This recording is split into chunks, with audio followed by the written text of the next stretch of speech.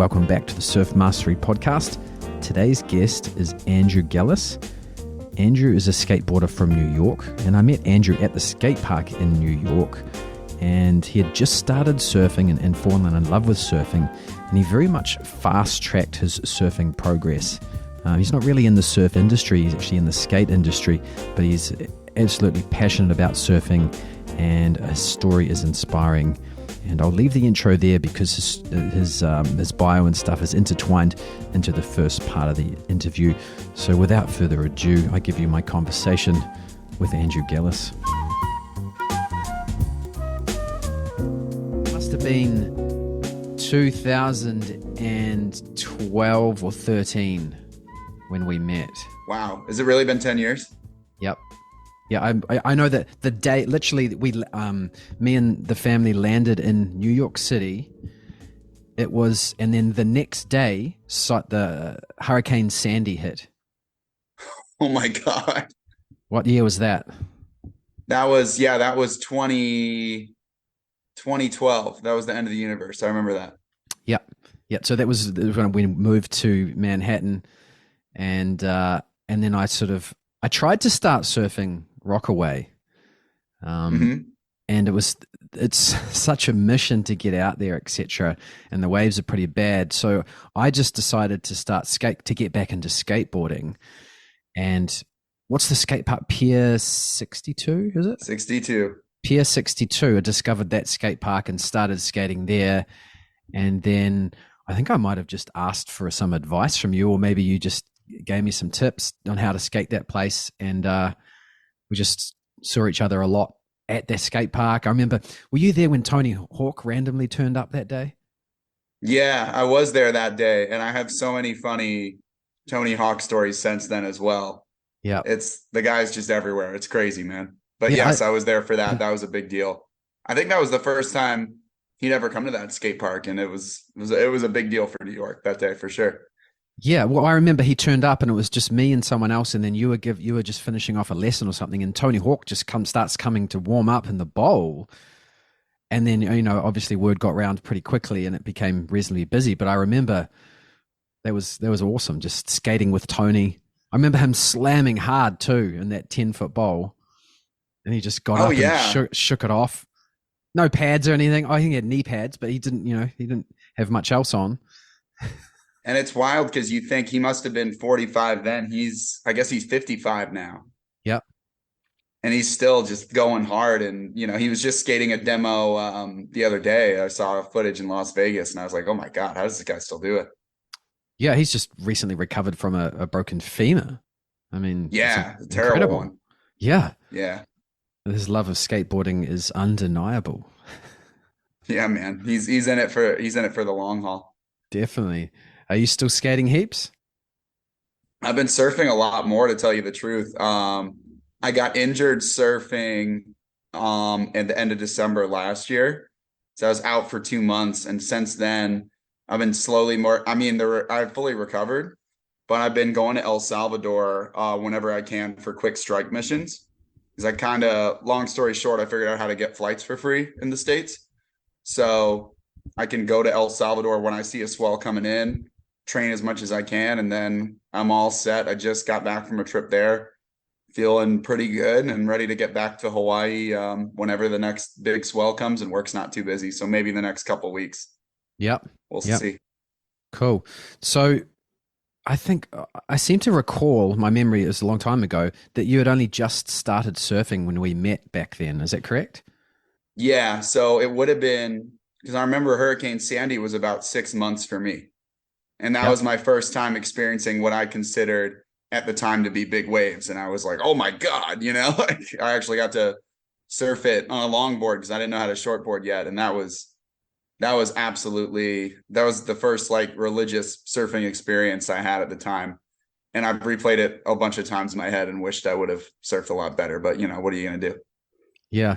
I seem to recall, so you'd only been surfing 6 months when I met you, and it wasn't long after that, I'm pretty sure you went to Hawaii and surfed Pipeline. Yeah, it was kind of It's funny how these things happen, but I mentioned to a friend, I was like living and training in Rockaway Beach, which obviously is not Hawaii. But I mentioned to a friend casually that I was thinking about maybe going to Hawaii.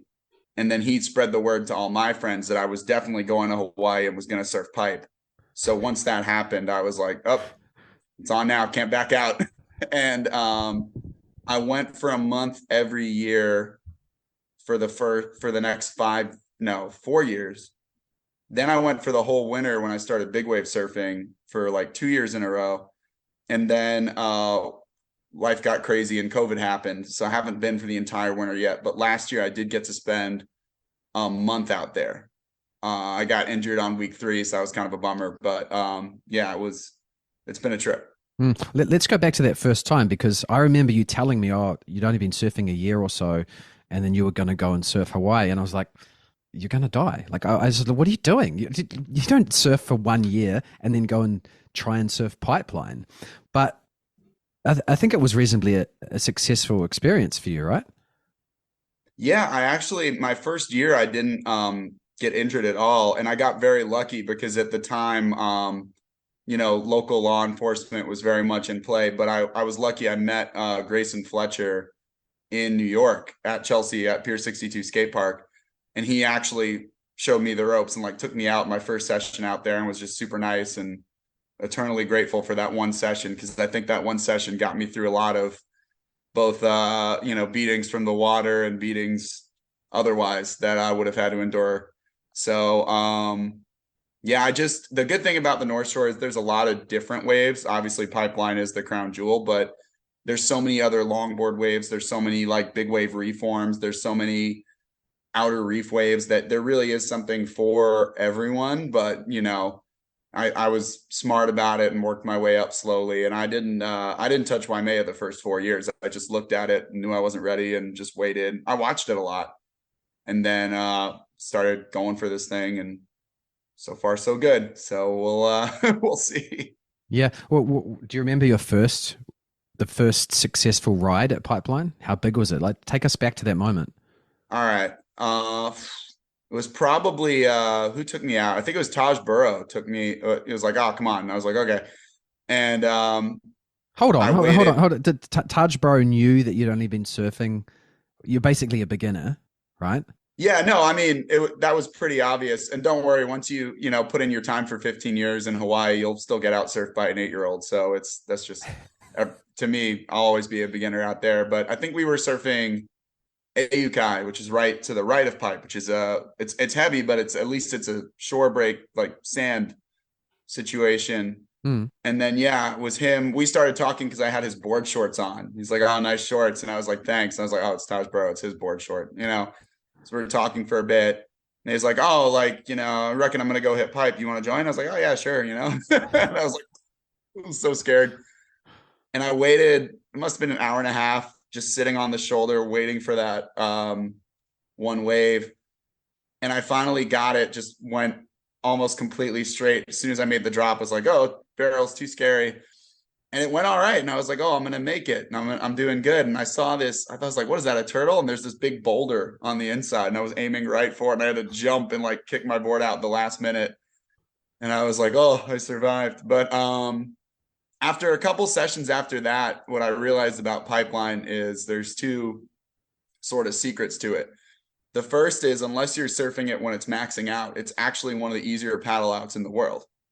If you set up right in front of the break, which sounds crazy, the channel will take you just to the right, and then you just take a slight left once you've made it past the shore break and you're there. And again, I know it sounds nuts, but it's a laughably easy paddle out. It's just, what do you do when you get there? The other thing I learned very quickly at Pipeline is, this is a secret as well, no one surfs the first half hour because it's too cold for the Hawaiians. So if you can get out there from first light to about sunrise, you will have it under 5 people at most, usually by yourself, which is crazy. It can be a little nerve-wracking because obviously there's no lifeguards on duty. No one's going to get you if something goes wrong, which it very well could. But if you really want to get a session solo, just wake up early, get in there. You can still wear board shorts. It's not cold at all by my standards, but yeah, you will get it to yourself. And after that, it's good luck. It's just it's madness out there. Yeah, wow. That's quite rare, I think, in the surfing world to have someone that new to surfing have a good experience. I'm sure there's plenty of people that give it a crack, but to actually have a good experience at Pipeline that early on in your surfing life is, I'm still a little bit blown by it, to be honest, because it's such a Well, gnarly, no, gnarly I guess wave. the one thing I could say really quick is most of the bad injuries I've had surfing have been at places like Rockaway Beach. Surfing to me is kind of like a good zombie movie. It's never the zombies that get you, it's usually the other humans. And I've got to say, like, if you're surfing is a dangerous sport, and please, like, surf to the best of your own abilities. But the number one thing that I've dealt with anywhere is just people. It's just other people. And, Mm.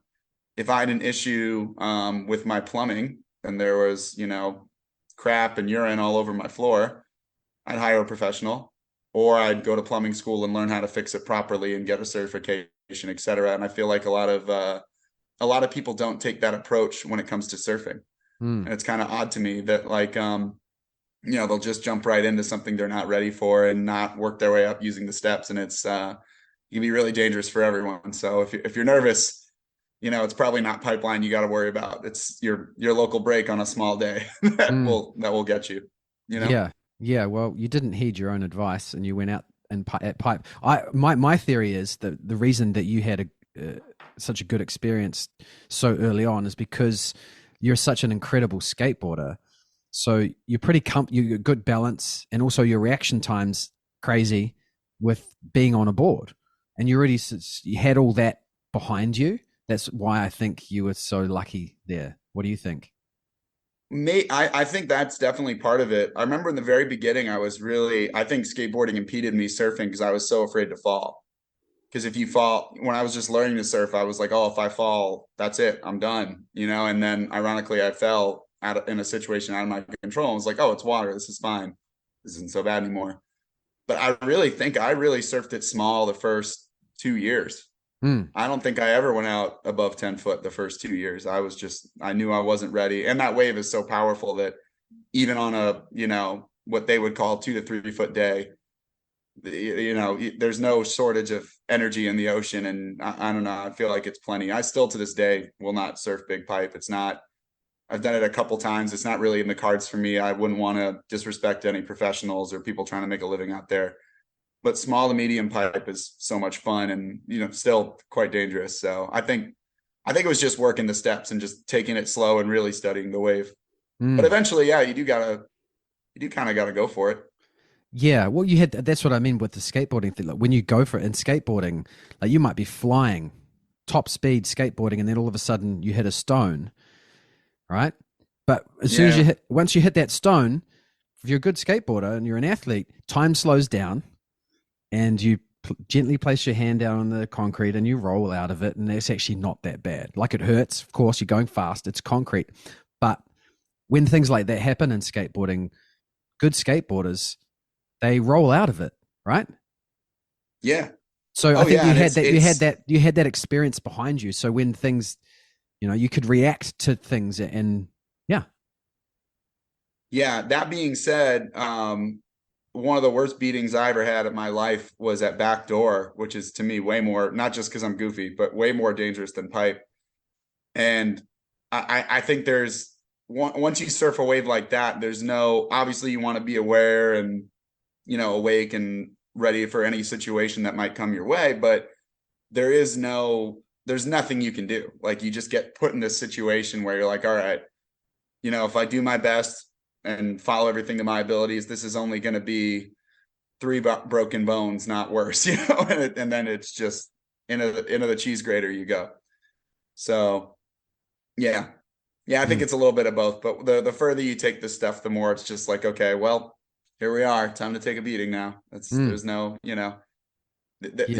you can roll on a reef, but it's not going to feel too good. It's not like the concrete. Yeah. Yeah. Well, it sounds like you had, through your skateboarding connections before you got into surfing, obviously there's a lot of crossover there. So you went to Hawaii with some support, and, so that's probably part of it too. And did you have you had a lot of support and mentorship and coaching through your surfing journey? I have mostly it's just been friends of mine. I still do the shoulder stretch every day, the open up your chest thing. I show that to all my students all the time. So thank you for that. Most of it's just been learning from watching. One thing I'm a firm believer in is I don't teach surfing by any means, but occasionally I'll take someone surfing or show them the ropes in Rockaway Beach. And I always tell them, I say, don't look at people. And they're like, why? And I'm like, because they're doing it wrong. And the more you look at it wrong, the more it becomes real to you wrong. And Hmm. whether, even if you know it's bad, you're subconsciously taking in that information. You're believing this is what I should be doing. And even if you can't relate one bit, I just say, go on YouTube, look up Jamie O'Brien, look up Mason Ho, look up Andy Irons, look up Kelly, look up John, look up whoever you want, Carissa, whoever it is. But just get the images of what you want in your head and get them on repeat, and then you'll naturally start repeating them. But it's like they say, in each of us there are two wolves, and if you keep watching the crappy wolf surf, eventually you're going to be the crappy wolf, I suppose. I don't know. Hmm. I really like that. I haven't heard it described like that. That's really good advice, actually. Hmm. Yeah, Yeah. that makes sense because that's actually how we learn. That's how we learn as as children to walk. Something neurologically, the term would be mirror neurons. And even when you're rehabilitating someone who's been partially paralyzed or had a bad accident, and they have to relearn to walk, part of the rehab Mhm. will be watching. They might be walking through a set of bars or something, but they'll be watching the therapist walk as they do it. Like, watch me. Let's. So there's very true. And obviously, if you're watching someone walk with terrible gait, then you would be relearning the wrong way to walk. So it makes complete sense. Yeah. Yeah. And Only watch good it's like, surfers. yeah, exactly. And if you need to put your head down and not look at the guy next to you, that's okay too. They won't take it personally. Just try to do the best you can. Sorry, we got a siren going by. 1 second. My That's bad. all. That's all good. I can't really hear it. It's, so the what's from a cultural perspective, I think it's good advice too. Don't look at people. Yeah, Yeah. people are when people are surfing, they're trying to focus on themselves and the way and the ocean.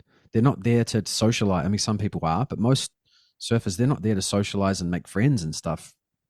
Depending on the conditions and where you surf a lot, but if you're taking surfing seriously and you want to get better, then the surfers you're watching, that they're in their own little world and they're focused on the waves, and they might give you a nod or something, and but that's often all you'd be. I'm not saying don't be friendly, but you certainly don't want to go out there and try and socialize and be. If you're taking it seriously, your focus is on the waves. So I think that's good Oh yeah. advice too. And there's so much, especially at Pipe. There's just so much like poker face. There's so much just of this, and it's not. And there's a lot of mutual respect there too. It's not like people when they first get out, they're like, oh, it's the cold shoulder. This is what it is. And it's not at all. It's just everyone's like trying to hive mind in, figure out where the next wave is, who's got priority, all this fun stuff. So Yeah, exactly. And it's a beautiful thing to be a small part of. yeah, and it's also, I mean, they're essentially risking their lives, so they don't want to get out of the zone and start chatting with someone often. And the thing is with surfing is, I remember when I was learning to drive, when a great advice was look where you want to go. Because Mhm. if you start looking at the cars coming the other way, then you're slowly going to drift towards the car coming the other way. You actually want to look at the left at the side of the road you want to stay on. And the same is true with surfing. If there's someone who's potentially in your way and you're on a wave, don't look at them. You look where you want to go. Like, if you would, for example, you'd look between the two surfers you're trying to avoid. And that, Exactly. because that's where you want to go. You want to go in between them. And it's also really important that you do that, because if those surfers who are paddling back out, if they see you looking at a certain place, then they know to avoid that place. So if, do you know what I mean? Like, the worst thing is a confusion is when you look at a surfer who's paddling out and then they're like, oh, I don't know which way to paddle. And then you're bound to hit Yeah, each you get other. the deer in the headlights thing, and you're like, oh my gosh. Exactly. So that's really good advice. Don't look at people. Yeah. Yeah, It's especially. helped me out a bunch. Yeah, yeah. What's the best surfing advice you ever got? I mean, as far as beginning stuff goes, and this is what I say to everyone, it's like right when you think you got it, right when you're first paddling and you're like, okay, this is my moment. I feel the wave taking me. I'm going to stand up, paddle four more times. Right when you're like, oh, this is it. This is it. I feel it. The coach is right. It's time to go. One, two, three, four. And I'll catch myself doing that on bigger waves as well. Even when I think I got it, I'll give it like a little bonus paddle just to get through that. As far as bigger stuff, I just feel like the as far as troubleshooting goes, I've seen so many things go wrong for surfers, and none of them ever have to do with surfing. Meaning like I've seen surf, not just hobbies, but surf careers ended, and it's mostly over personal stuff, namely drugs and alcohol, bad diet and exercise, poor managing of finances, just bad life skills in general make it so that you're living in a perpetual hell and you don't actually get to do what you love, which is surfing. So ironic, someone once said to me, if you watch the pennies, the dollars watch themselves. And I thought that was brilliant. And I think if you can, if surfing is truly the most important thing in your life, make sure all the other things are in order before you go take care of that thing. Because if you don't, those things will creep up on you. And then ironically, you're not surfing and then you're miserable and you're in this hole and you can't really get out of it. And I've seen it happen to so many good people. And it's just like, just get the little things right first. And the big things will be way easier. Yep, that's good advice. What's the worst surfing advice you've ever had? Just go for it. Just go for it. I can tell you the worst thing I've ever heard was going back to that poker face thing. I was at a big to medium day at Pipe. Everyone was like dead serious. So there were probably like 50 of us out. And there was one guy, is like an overweight American. He had a boogie board, but not like one of those professional boogie boards, like one you would get at the grocery store. And he had the biggest just grin on his face. And he was just like this, and he was just bobbing around. And it was just like the opposite of Where's Waldo. It was like this person just not mentally here. I don't know where this guy is. And the set came and we were all kind of on the inside. So I started racing to the right just to get over it, just to survive and hope one of the other ones were smaller. I can maybe, snipe the shoulder. And I see this guy turn around and start going for it. And I looked at him. I was like, what are you doing, man? And I'll never forget what he said. He said, ain't no thing but a chicken wing. And he went right over the falls. He got washed in. His back just looked like a lobster. He was all red. He was shaking. Lifeguards were all like coming over and they took him out on a stretcher. And it's just one of those things where, the ocean's like your mom. She's loving, she's kind, she's beautiful, and she will smack you. So you better show some respect. That's all. Oh, yeah, I'm sure that happens a lot. Yeah, not so much at Pipe. I see it happen a lot at some of the other breaks, but there it's usually pretty good. But that was like, whoa, that was crazy. I don't know what that guy was doing there. Yeah. That's funny. So you've opened a skate park in Brooklyn. Yeah. How long's that been going? We are on year 3, between year 3 and 4. We had 2 in Brooklyn, but we lost the lease on one of them. We opened a temporary one where that indoor wave is in New Jersey in this giant mall. And we briefly had one in Hawaii as well. So it's been the skateboard part of the journey's been unreal, but unfortunately just trying to find the balance between that and surfing, Yeah, surfing gets in the way. Oh, I think it's the opposite. I think skating gets in the way of surfing. I love teaching and a lot of my students are doing really well right now and I'm very proud of them. I just want to personally make sure I can get these few days a month in to go to Central America and train and try to get, as many seasons as I can out of Hawaii before it's all over. Yeah. Yeah. Oh, so what inspired you to start the skate park? Well, so when I was teaching you, it would have been or when we were skating together more or trading or whatever, 2012, 2013, I was still pretty young and pretty new in the business. But as time progressed at Pier 62, I ran out of hours in the day. I was booked from 8 a.m. to 8 p.m. on weekdays in the summer. And I figured, okay, I'm going to start a skateboarding camp so I could teach a bunch of kids at once. And, that also booked up pretty solid.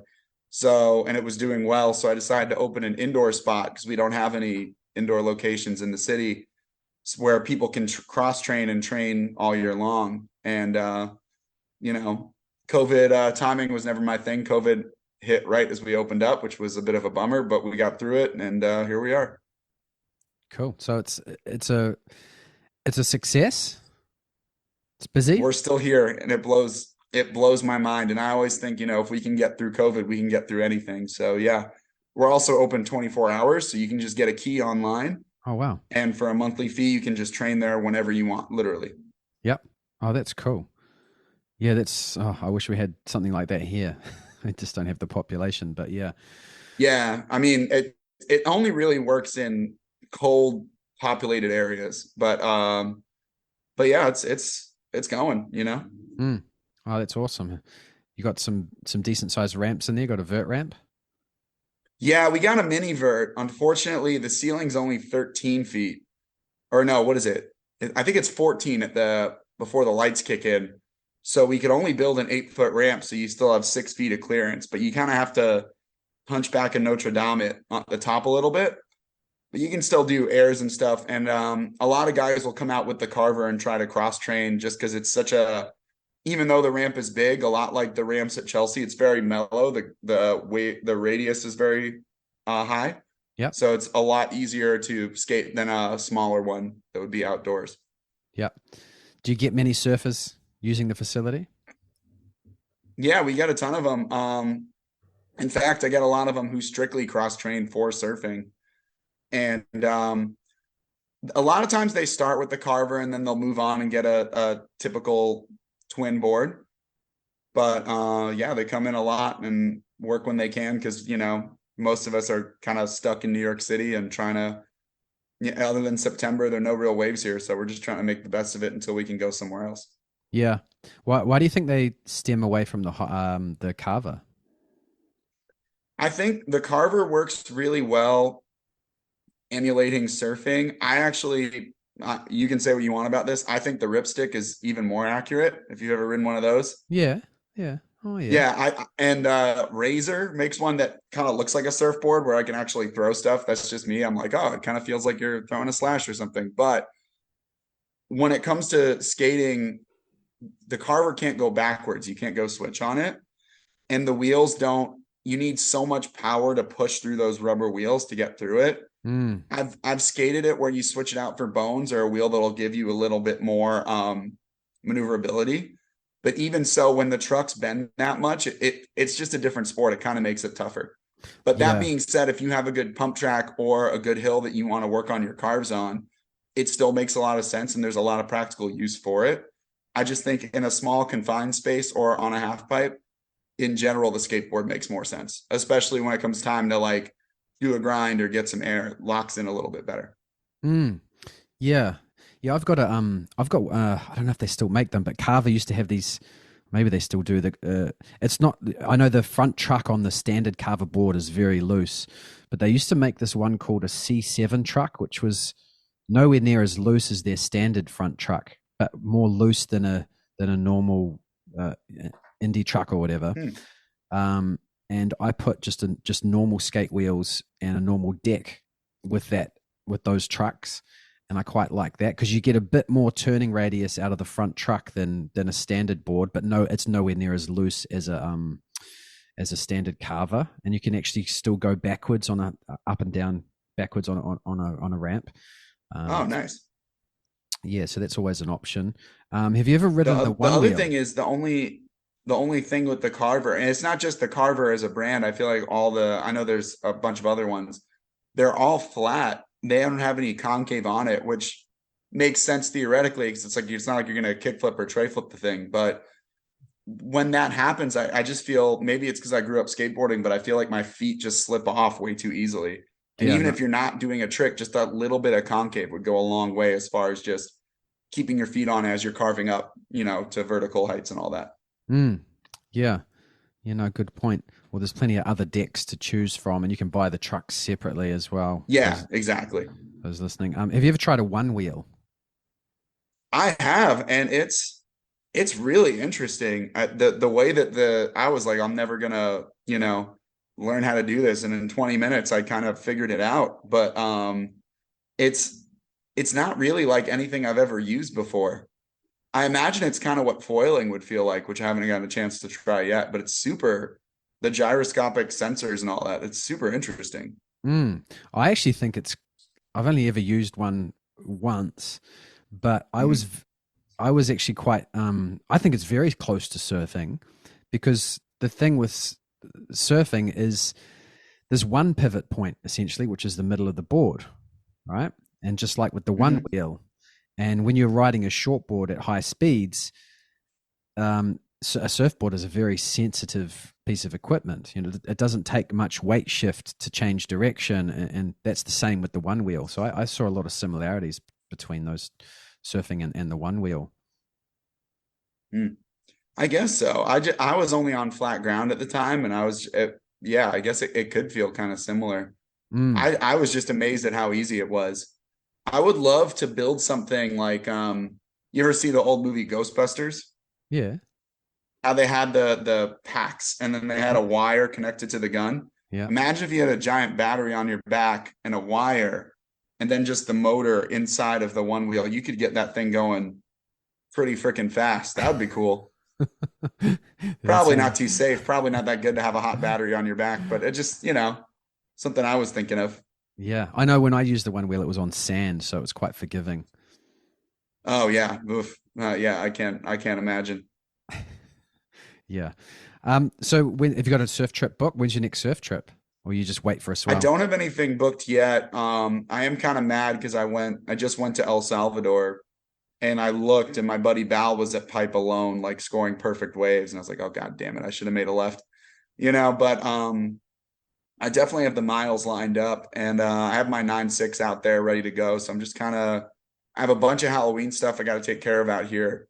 And then once that's over, I kind of have this window from I have Thanksgiving stuff with my family, but I kind of have this window right now where I could go and just kind of waiting for the right swell to line up, maybe 2 or 3 days notice, and then stay maybe, if I'm lucky, 5 or 6 days and go back to work. Yep. So Oh, cool. Oh, you got the surfing bug. It's awesome. yeah, it's especially if Waimea is breaking. Oh my God, there's no place I'd rather be. You said you've got a 9.6 in El Salvador? No, I got a 9.6 on the North Shore. I don't think Oh, you would okay. need a yeah, that's just for Waimea. I actually finally I had this 9.6 for like 5 seasons and I finally the leash snapped, or not even the leash, the tow rope snapped and like ripped the plug out and like the thing just went into the rocks and got destroyed. And that day I just went to the store and bought the same exact Bushman 9.6 glassed on fins. I was like, okay, I'm ready. So I love that wave. I stay, a 10-minute walk from there and I really hope it breaks again. So So, okay, so when did you start getting into bigger boards? Like it's a gun essentially. Was that pretty early on? I think my third, or was it third? Yeah, my third or fourth year in, I bought Aritz Arabu was selling out his quiver. He was done for the season. And I bought one of his 7.0s and I started surfing pinballs. I started surfing Jocos and bigger Lanikeas and Chuns on it. And it did make a world of difference. But once I started hitting Waimea, I got the impact vest and a 9.6. A 10.6 in some ways might be better because it's not so much necessary, but when there's a crowd, then you can sit further back. You just get more waves. But if you can actually go left at Waimea after the drop and then turn right at pinballs at the last minute, you can get barreled there.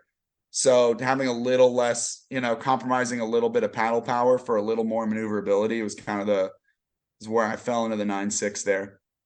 Mm. You know, Yeah. You've had it's quite, I would say, quite a fast tracked surfing experience, like in life. That's pretty awesome because that's.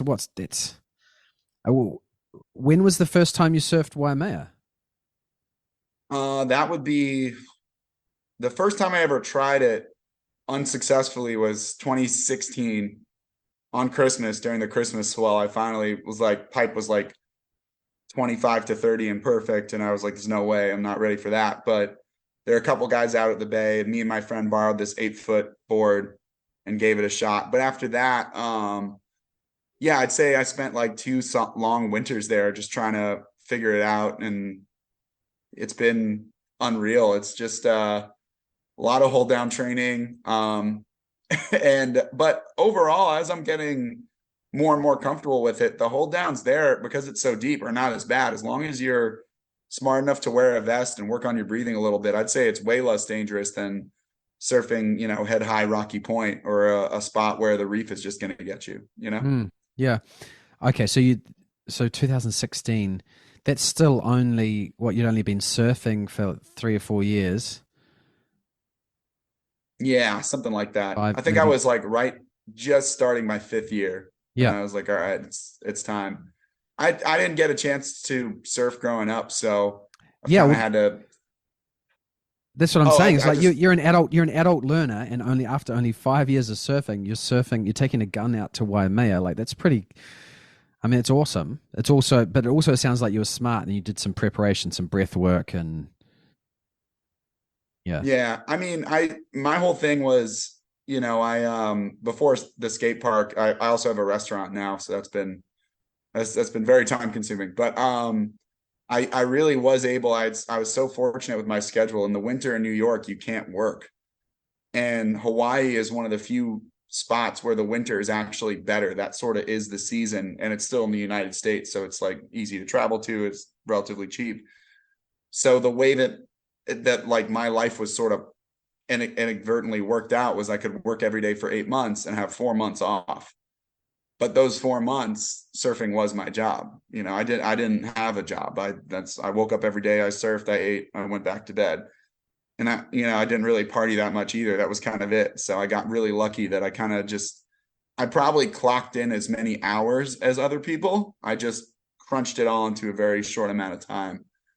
And although, like, they all say, what would you do differently? Well, maybe I would have started surfing when I was 3 and been born, been the fourth John brother or whatever. But I do appreciate it a lot more.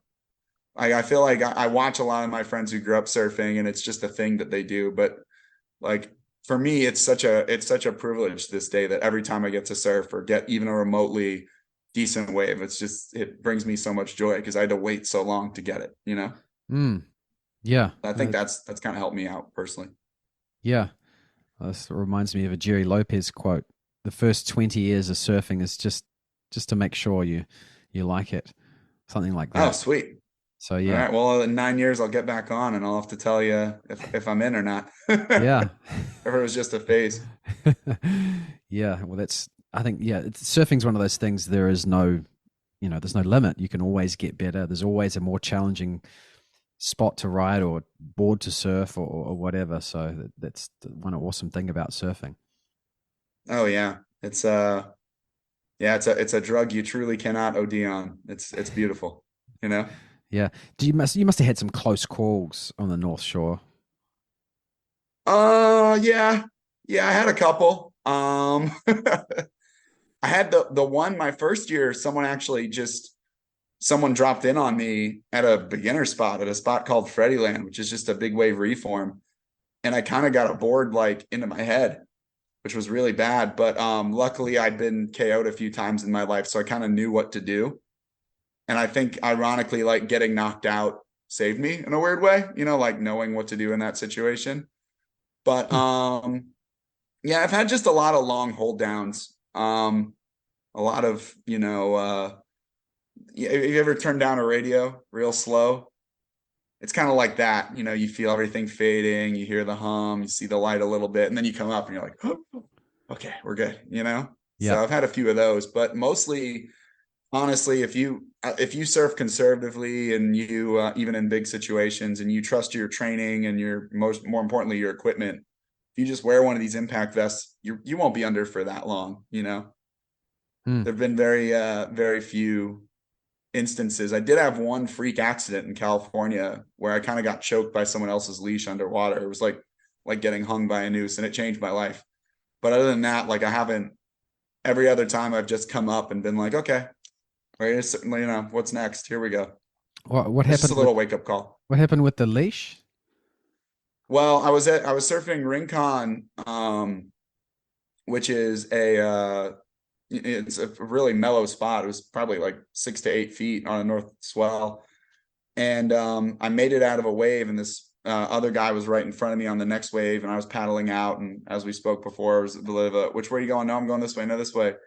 So he kind of kicked his board one way and jumped the other, and then the leash clotheslined me Ooh. and started pulling me under, which was really just brutal pain. But then he, you know, when he finally realized what happened and came up and it like loosened up, I instinctively took a breath, but unfortunately I was underwater and just Oh. took in a lot of that cold Pacific, Oh. not the cleanliest water ever, and just real painful. And Oh. yeah, I kind of had a thought during that time. There was one part of my life I really didn't like, and I was like, well, at least I don't have to deal with this anymore if this is it. And when I came up from that moment on, I was like, nope, that's out, you know, and that sort of changed me forever. Oh But other wow. than that, all the other wipeouts have just been kind of, you know, par for the course, if you will.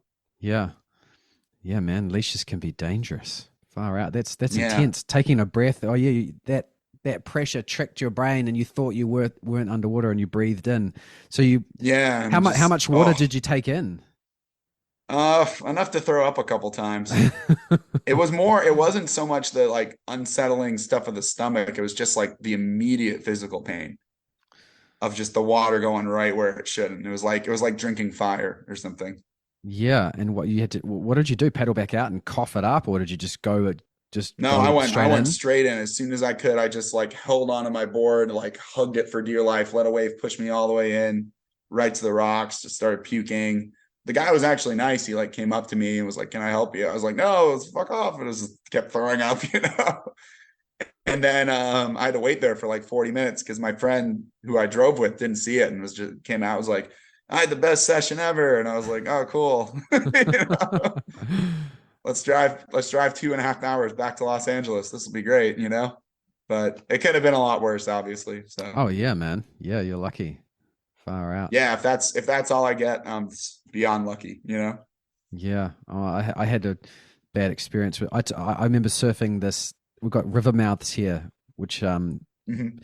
almost like the waves kind of look like pipeline. They're very square because they break. All of a sudden, the swell had um, a shallow shingle bar that's been pushed out by a Mm-hmm. river, and the river's also running under it. So you've got a lot of water moving. And I remembered I had this is early on in my surfing life, and all I had with me was I had a longboard leash because my short leash had broken. So I took my Mm-hmm. shortboard out with this big old longboard leash, and I'd never surfed this place before. And I remember paddling in, and there's just so much water drawing up the face from the river flowing out, and the wave was Oh my God. so heavy, and it's black water because the river's flooded. And I just went straight over the falls, slammed into the shingle bar, and my board must have been grabbed by the river, and it wrapped around my chest. And because I went to remember reaching to put my hands over my head, but before I could even do that, the leash is wrapped around, so I'm literally like in a straitjacket, and the leash has gone all the way around, and the surfboard's here, just hitting me in the head, and this leash is Oh wrapped my around me, God. and I'm getting dragged along the shingle bar by the flooded river. And I thought, oh, this is it. Oh my God, I'm gonna drown because I wore the wrong leash. But thankfully, I Yeah, managed. it's I came up and everything was pink. I'd been under, I don't know how long I'd been under, but I was obviously freaking out. But, whew, yeah, yeah, you'd seen a little bit of the end there and you were coming back, right? So weird. yeah, So weird. yeah. What Yeah, about? it's crazy how like I had another one where I just started doing, I haven't done toe in yet, but I've done step offs. Oh yeah. So I was doing step offs at this outer reef spot, and you know, I was like, that you're supposed to wait for your jet ski driver to tell you when to go. And I was like, is it time? And he said, no, no, no, no, no, no. And I realized he was saying go. And I was like, oh shit. So I jumped a little too late. I ate it. And then, you know, I had to take a bunch of waves on the head. But I had the vest on. Luckily, I had a short board. So it's not like I had to duck dive a 9.6. I was like, okay. And, you know, I basically took like 10 or 11 long period waves back to back to back to back. But like I'd worked on my breathing, my cardio was fine. I wasn't freaking out. And eventually it subsided and the guy came and got me. And I was fine. I was like, oh, that was, you know, I thought it was going to be worse, honestly. And I looked and we were so close to shore and I realized I'd probably gone like at least a mile. You know? I was Wow. like, holy cow, that wave was powerful. And I realized if that boat wasn't there, oh man, or if I didn't have a vest, the amount of, you know, traveling I must have done, just the water just pushed me so far in each duck dive. Yeah. Oh And wow. yeah, it took us a good amount of time to like get back out there on the peak and all that. I later found out I fractured 3 toes, but my adrenaline was running, so I didn't feel anything. And I was just like, oh, cool, let's do another one. You know, just so wild how those little, like the size of your leash or the pronunciation of a word can just throw you into a whole spiral, and then that's it. Mm, yeah. Oh, you got to be so on the ball when conditions like that. Yeah, How much so training? wild. Well, let me go back to the heavy situations in Hawaii. So, what about in terms of the locals? Because it's Hawaii is notorious for, you know, localism and some pretty hardcore surf culture. Have you had any bad experience there, or are you pretty smart in that way?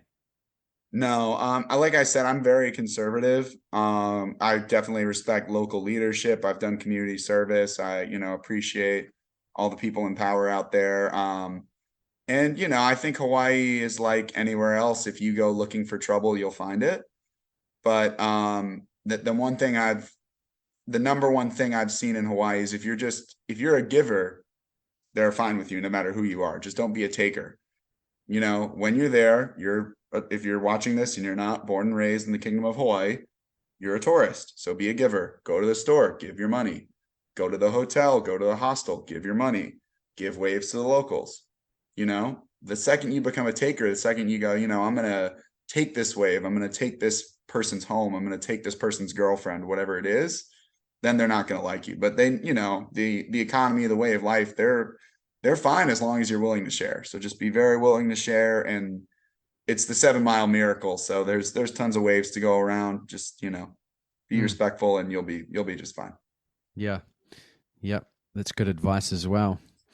Um, Yeah. And I would say that about, you know, obviously like there's no Hui in Rockaway Beach, but you should still, I would be respectful of anywhere that you go, no matter where you're from. That's just, you know, pretty common sense, I would think.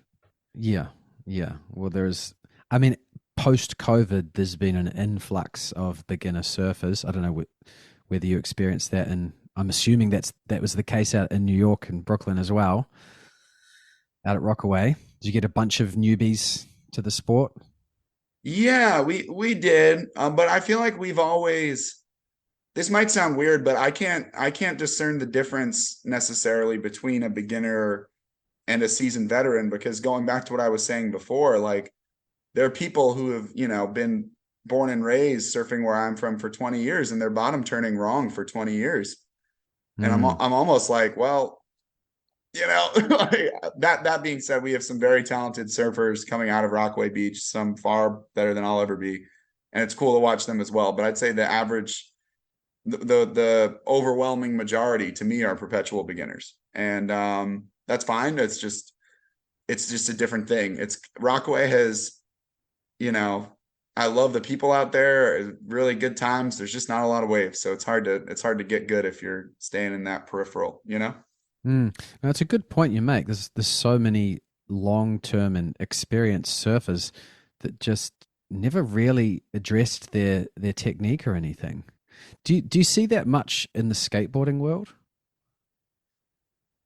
Yes and no. The thing about skateboarding is I feel like there's less excuses. In surfing, not only do you need a high level of physical fitness, but obviously you need a consistent pumping wave if you're ever going to even try to get good. And in skateboarding, because the conditions are so similar all the time and it's not very physically demanding, it's almost like golf. It's mostly just a mental battle in your head. Unless you're really going for top 20 in the world, you don't really need necessarily a crazy course to do it. So that being said, like I think in skating, you do see people progress quickly and then you just see more of life get in the way. Whereas I have a little more empathy for a surfer who really wants to get good, but is landlocked in Rockaway Beach or wherever they're from and just can't afford to travel like some of us get to at this point, you know? Mm, yeah, yeah, it's a good point too. I So it guess. seems it seems easier to move up and to like start from the bottom and make it to the top in skateboarding than it does in surfing in general. Mm, yeah, yeah. Tell me about, I wanted to ask you about your restaurant too.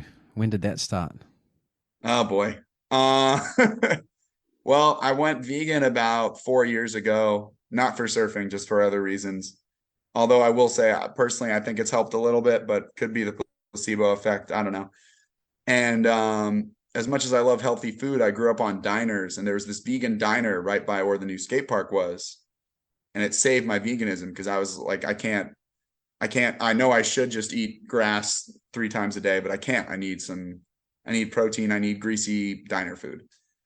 And it turns out my friend who I used to work retail with, we worked at the Billabong Element store in Times Square, was the head chef, and we ended up like hanging out again and becoming friends. And the diner closed, and I found out the ownership just had financial problems, so I got the lease and just opened it. I guess 7 months ago, and it's been a wild journey. It's just been very time consuming. So it's just a whole new adventure. So Yeah, well, you're a unfortunately, a whole new way to not go on surf trips. So I'm trying to figure the two out. yeah. Wow, you got to have long term vision for a business, right? Oh yeah, I mean, yeah, I love it. I'm very happy there. I'm starting to learn how to cook, which is good. But it's cool also because life, I've been teaching skateboarding since I was 16. I'm 32 now, and I never had to work in a restaurant. So it's almost like this American movie Billy Madison, but I feel like I get to Right. finally go back to kindergarten and do all these things I never had to do it. I'm like, oh, cool. Now it's my turn. Now I'm gonna wash the dishes. Now I'm gonna wait tables.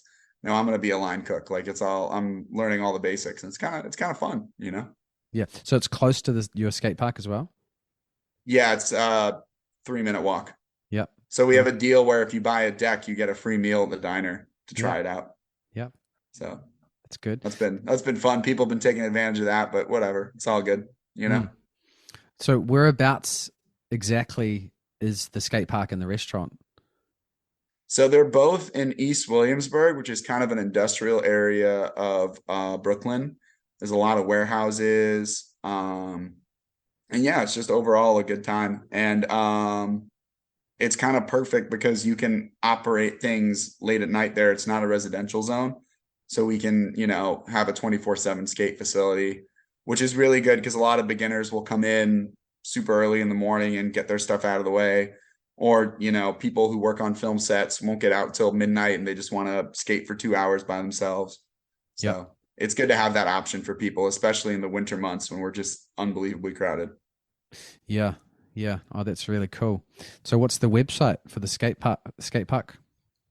The website is www.substanceskatepark.com. I highly recommend following us on Instagram because we post more funny content there.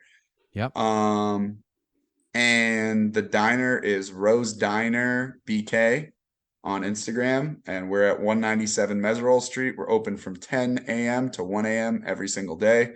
We got a new menu coming out on the 3rd, and it is 100% vegan. Cool.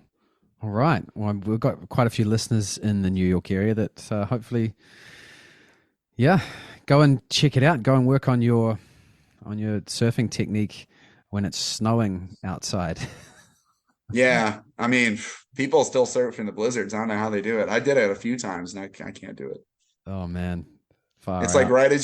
when it's barreling right as you're about to push through, the snow and wind just like hits you in the face and you're like, oh, I feel like I was in a scene of Interstellar or something. It's just awful, but people do it. Yep. So Yep. No, I remember surfing at Rockaway in the winter, and yeah, it's just like I think I did it once. It's just too cold. Too and cold. it's a cold that sticks with you for like 6 hours afterwards. Even when you get out, you take the Oh, warm shower, like your bones are cold after that. It's yep. crazy. Yep. Yep. Yeah, because Yeah. we were living in Manhattan at the time, and I remember seeing like these mini icebergs flowing down the Hudson. I was like, oh, it's pretty cold, but it gets so Yeah, cold. but if it's been like, if it's been 1 to 2 and onshore wind for the past month, and then there's that one 3 to 5 foot day, you're like, oh my God, I'm doing it. And then it's just totally not worth it. Yeah, well, that's the thing, right? You can get some really good waves there in winter, right?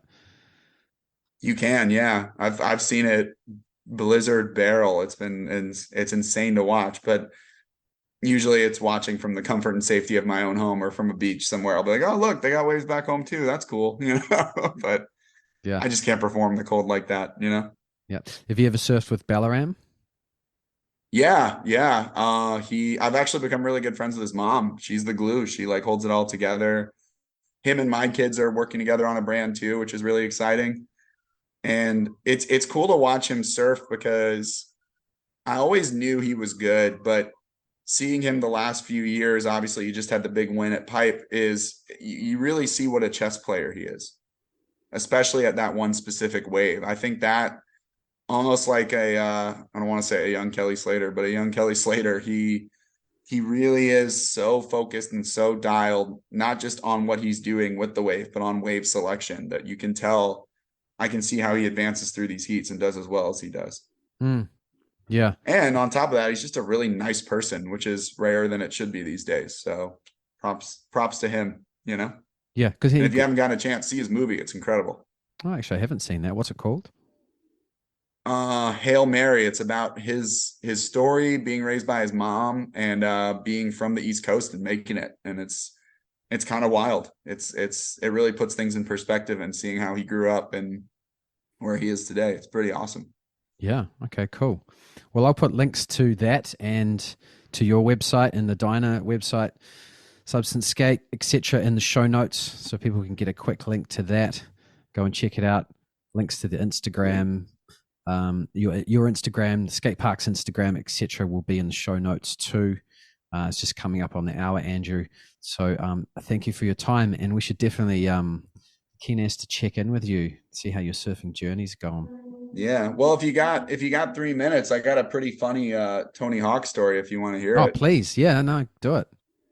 So, for the last like 5 years or so, we've been hosting this Halloween contest at this in not this outdoor skate park in Brooklyn called Owl's Head. It's in the middle of nowhere, but it's fun. Everyone dresses up, a few bands play. Usually about 20 people show up. And last year I decided to be Tony Soprano Hawk for Halloween. So I had the cigar and like the leather jacket. And I was like, I made a stupid video. I was like, oh, Tony Hawk is gonna be there, like show up.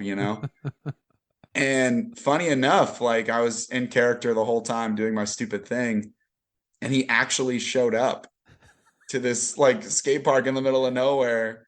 And he's like, hey, what's up? I'm Tony Hawk. And I was like, I'm Tony Hawk. You're an imposter. We had a whole dialogue going. It was great. And I hope we have the contest again this Saturday. I hope he makes it. I don't think he will. I'm not going to dress up as him again, but it would be really cool if he did. So Book them and they will come. yeah, that was a shock to me. I was like, oh my God, he's here. But So was it it was it happens. was it literally a coincidence, or did he happen to see your Instagram, or what? Like, Well, so I don't really know, because we chatted a couple times. He came to the skate park in Brooklyn. He was very nice. We were chatting on Instagram for a bit, and I DM'd him the video, and he left me on scene. So I was like, he's not coming. And he never responded, but he did show up. So I don't know. To this day, I truly don't know. I don't have his phone number. It'd be a lot cooler if I did. But the Birdman just swoops down sometimes. So you never know. You never know who you're going to skate with next. That's cool. You got a couple of random Tony Hawk run-ins. That's cool. Have you surfed with him yet? You've seen him surf? No, I have not. I haven't surfed with him. I saw his tweet about surfing when someone was like, "Yo, you look like Tony Hawk." I think that's always funny. But did I surf? I did get to double for John, which was amazing and like very, very humbling. So I got to wear a wig. I looked like when he had long hair. Okay. I looked like Annie What was that from for? the musical. It was for a Marvel commercial that never aired, but it funded my surf trips for a while. So thank you, John. Sorry, I'm 10 pounds heavier than you, but other than that, we're pretty similar. You might be a little better at surfing than me, just a little, but so that was fun. Oh, That was a good time. Life peak. It's over. Yeah. Yeah. Oh, cool. Well, man, thank you so much for doing the podcast. And let's keep in touch and do it again. See how your surfing journey's going. Yeah, for sure. I'm down. I'll try to do a live report from the North Shore if you'd like. I know it's a different time zone. It's actually probably closer to you. So maybe like a Volcom House update or something if they'll let me in again. We'll see. Oh yeah, that'd be choice. That'd be rad. Hell Yeah. yeah. Yeah, I'm Cool. down. I'll DM you as soon as I know like what my dates are. I usually know like 2 or 3 days out. I'll see a swell and I'll go. But I'd love to. The audio will be crap, but I'll try to get a live feed from somewhere big, and that'd be cool. Yeah, that'd be cool. All right, man. Well, thanks for doing it. Yeah, and send me a few clips and we'll cross promote it on Instagram. And always a pleasure, man. And thank you for your help in the beginning with my surfing journey, man. It was cool to see you out there, clearly knowing what you're doing because not a lot of people in New York did. And it was great to just the simple stretching and the seeds you planted in my mind really, really helped me out. So thanks again, man.